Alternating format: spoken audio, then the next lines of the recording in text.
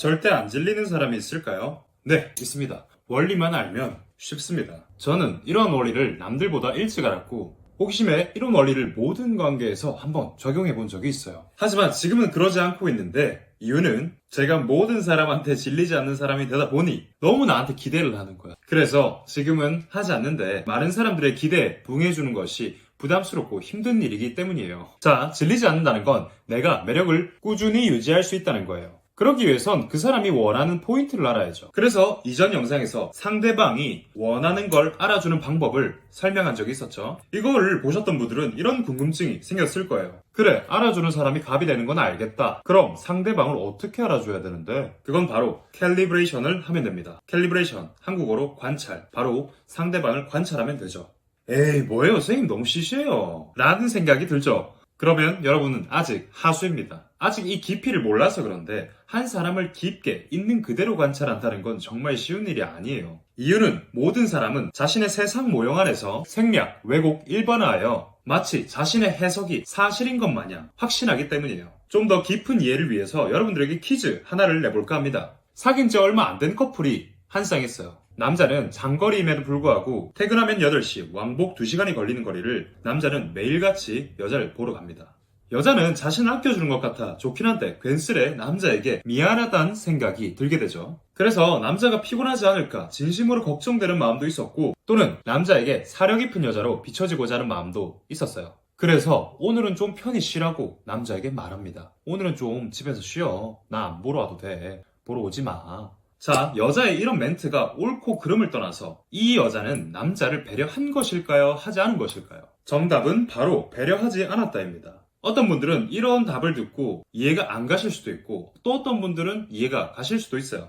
사실 배려란 단순하게 저놈이 오고 싶으면 오게 내버려 두고 가고 싶으면 가게 내버려 두는 게 배려입니다. 말 그대로 저 사람의 의도 자체를 존중하는 거죠. 그런데 그 사람을 제대로 보지 못하는 경우 오려는 사람을 보내버리고 가려는 사람을 계속 오라고 해요. 결국 오지 않아도 된다는 말을 들은 남자는 여자가 자신을 걱정해줄 마음 자체는 고맙지만 괜스레 불편한 마음으로 집에서 휴식을 취하게 되는데 결과적으로 남자는 자신이 너무 오버했나? 라는 생각을 하며 좀 자제하려고 마음을 먹습니다. 사실 자신을 마음껏 사랑해주면 옳거니 아이고 좋다 라고 하면서 그 사랑을 즐겨도 되는데 왜 이 여자는 이런 판단을 내렸을까요? 바로 상대를 온전히 관찰하지 못했기 때문이에요. 여러 가지 경우의 수가 있겠지만 여자는 아마 이런 이유에서 남자를 오지 말라고 했을 겁니다. 이렇게 얼굴을 자주 보면 혹여나 내가 쉬운 여자로 비춰질까봐 또는 내가 좀 배려 있는 여자로 비춰지고 싶어서 또는 와준 건 고맙지만 그 사람이 피곤해하는 모습을 너무 보기 괴로워서 자, 조금 더 자세히 들어가보면 관찰이란 뜻은 외부에 있는 대상을 면밀히 살핀다는 뜻이에요.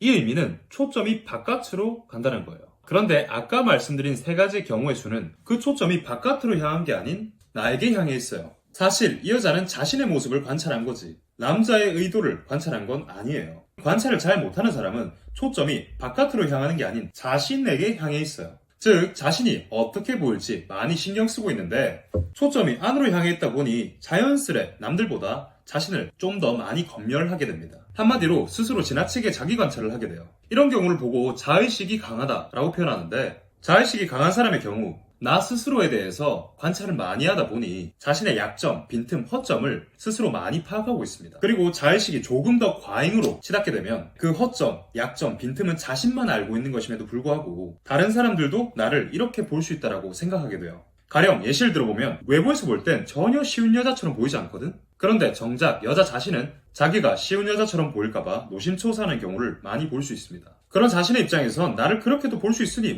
미리 조심해서 나쁠 건 없잖아 라고 생각하지만 그렇게 생각하는 것까지 나쁘진 않아. 그런데 실제로 앞에 하나가 빠져 있어요. 남들이 그렇게 나를 보는 게 아니라 내가 나를 그렇게 보고 있는 거예요. 잘 보면 내가 나를 그렇게 본 적이 있으니 남들도 나를 그렇게 볼 수 있다 라고 가정할 수 있는 거예요. 자, 여기까지 들었을 때 나도 좀 이런 적이 있었는데 라고 생각하시는 분들도 계실 거예요.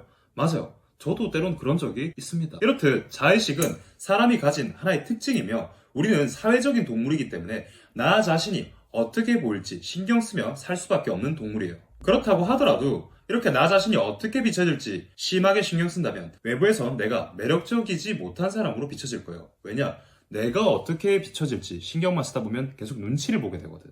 이렇듯 나의 자의식 줄이기는 매력적인 사람의 기초적인 준비물이에요. 우리의 자의식이 살아났을 때 어떻게 되는지 조금 더 자세히 설명해드리면 과도한 척을 하게 만드는데 이쁜 척, 잘난 척, 멋있는 척, 돈 많은 척, 인기 많은 척. 사실 이런 척이 자존감 낮은 자신을 회피하기에는 정말 유용하고 효과 좋은 수단이기도 해요. 그리고 아직 순진한 사람들을 속이기도 좋습니다. 하지만 좀 눈치가 있거나 사회적 지능이 높은 사람들한테는 그 속내가 훤히 다 보여요. 그 이면엔 자신이 어떻게 보일까 걱정하는 피해의식과 자격지심이 자리 잡고 있으며 이러한 내 상태는 나도 모르게 내 가치를 스스로 깎아내리는 상황을 많이 연출하게 됩니다. 사실 담백하거나 자연스러운 모습이 인간의 가장 매력적인 모습인 건 여러분들도 아실 겁니다. 저는 여러분들께 오늘 이러한 말씀을 드리고 싶었어요. 내가 어떻게 보일지 신경 쓰지 말고 눈치 보지 말고 더욱더 나 자체가 되어라. 내가 어떻게 보일지 신경 쓰는 사람은 관계에 자기 자신이 부재되어 있는 경우가 많아요. 그래서 항상 연인의 눈치를 보고 내가 뭘 또 잘못했나? 라는 생각을 하게 되는데 다시 한번 말씀드리자면 여러분은 나 자신이 어떻게 비춰질지 두려워하지 말고 더욱더 나 자체가 되어야 합니다. 이러한 마인드는 연애할 때도 큰 이점을 선물해줍니다.